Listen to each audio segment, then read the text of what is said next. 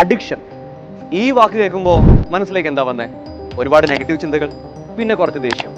പക്ഷെ ശരിക്കും അഡിക്ഷൻ ഒരു നെഗറ്റീവ് വാക്കാണ്. Addiction isn't always a bad thing. What if instead of being addicted to distraction, our kids were addicted to creation? പക്ഷേ സത്യത്തിൽ നമുക്ക് കുറ്റം പറയാനല്ലേ സമയമുണ്ട്, പ്രത്യേകിച്ച് നമ്മുടെ ന്യൂ ജനറേഷൻ ആവും. എന്നാൽ അവർക്ക് വേണ്ടി മാറ്റിവെക്കാൻ, കൂടെ ചെലവഴിക്കാൻ ഇത്തിരി സമയമുണ്ടോ?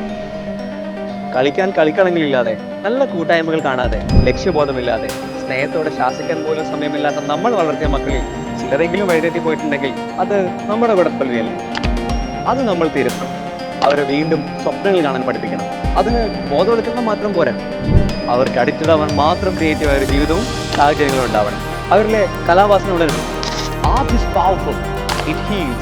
It inspires. It transforms.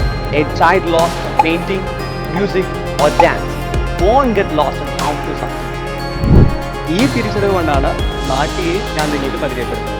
ഇന്നത്തെ സാഹചര്യത്തെ പൂർണ്ണമായും ഉൾക്കൊണ്ട് തന്നെയാണ് നാട്യ അവരുടെ വെക്കേഷൻ പ്രോഗ്രാം ഡിസൈൻ ചെയ്തത്.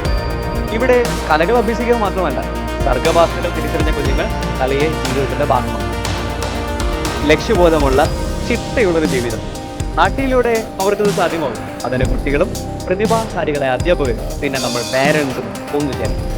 ഈ വെക്കേഷനിൽ നമ്മുടെ കുട്ടികൾക്ക് വേണ്ടി അവരെ അറിയാൻ ഒരല്പസമയം മാറ്റിവെക്കാം.